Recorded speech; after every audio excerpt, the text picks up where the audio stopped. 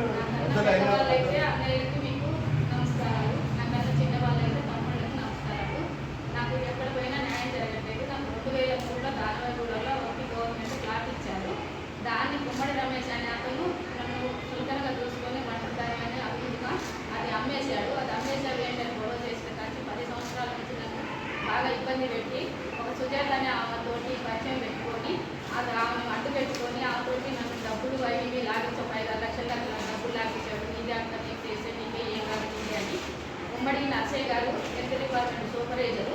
అతను నా అన్నయ్య 4వ అన్నయ్య. అతను కూడా కొంచెం మధ్యలో ఉండి ఆయనకు వాడికి అవసరానికల్లా ఆదుకొని వాడికి అవసరానికల్లా డబ్బులు వసూలు చేసి నీకు ఆడు చూపిస్తాం ఎడు చూపిస్తాం నేను మంచిగా చూసుకుంటాడు. వాడు చిన్నవాడు తమ్ముడు నేను అర్థం చేసుకుంటాడు. మీరిద్దరు మంచిగా ఉండాలి. నేను ఒంటరిదాన్ని కదా తమ్ముడే చూసుకుంటాడు అనేసి నన్ను మాయమాటతోటి నా కష్టమంతా ఆయన తను ఇప్పించి మధ్యలో ఉండి ఈ రోజు కూడా నాకు న్యాయం జరగకుండా అతను కూడా నన్ను మమ్మీ పెట్టి నన్ను మాయ చేసి నువ్వేం చేసుకుంటూ చేసుకోకుండా దిక్కున్న కాదు చెప్పుకుంటున్నారు. ఈ ప్రశ్న ఎందుకు వచ్చానంటే నాకు ఒక న్యాయం జరగాలని వచ్చాను. నాకు ఈరోజు నాకు ఉండడానికి ఇల్లు లేదు, నాకు తింటానికి తిండి లేదు, రోడ్లో పడ్డాను. నేను అనాథన అయిపోయాను. అందరూ కూడా నాకు చులకన చూస్తున్నారు. మీరందరూ మీడియా వాళ్ళు నా ఇల్లు నాకు ఇప్పిస్తారని నా ఇల్లు నాకు కావాలని మీ దగ్గరకు వచ్చాను. మీరందరూ నాకు న్యాయం చేస్తారని ఈ మీడియా వాళ్ళందరికీ నా హృదయపూర్వక ధన్యవాదాలు తెలుసుకుంటున్నాను.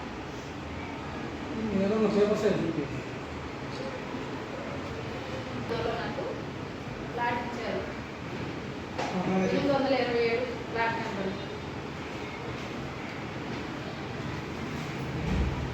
సర్వే నెంబర్ 84 33 గజాలు.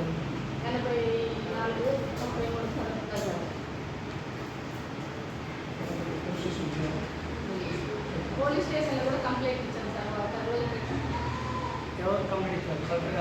కలెక్టర్ గారికి ఇచ్చాను. పోలీస్ స్టేషన్ ఇచ్చాను. అంతకుముందు కూడా అందరికీ ఇచ్చేసాను. మళ్ళీ ఇప్పుడు మళ్ళీ ఇస్తాను. ఈ రోజు నుంచి మళ్ళీ అందరూ స్టార్ట్ చేస్తాను. మళ్ళీ ఎంఆర్ఓ గారికి మున్సిపాలిటీకి ఆర్టీఏ గారికి అందరికీ ఇస్తాను. మళ్ళీ భాస్కర్ గారు 10 రోజుల్లో మీకు ఒక 3 నెలల్లో ఇల్లు కట్టిస్తారమ్మని ఒప్పుకున్నారు.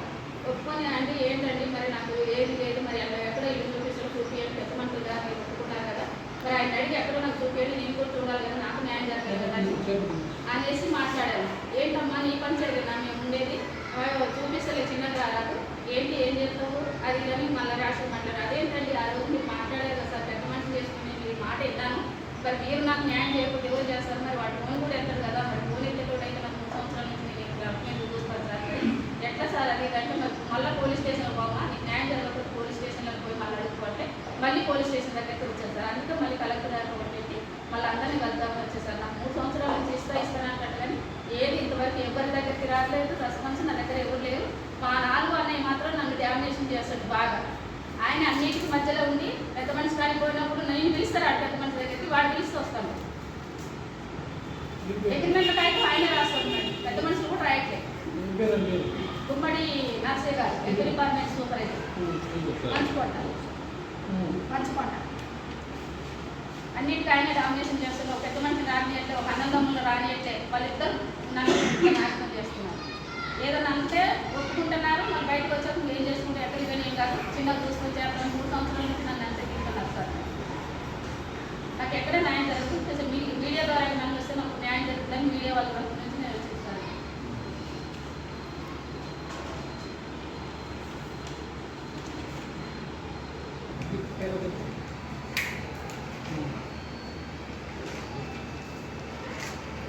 जुकली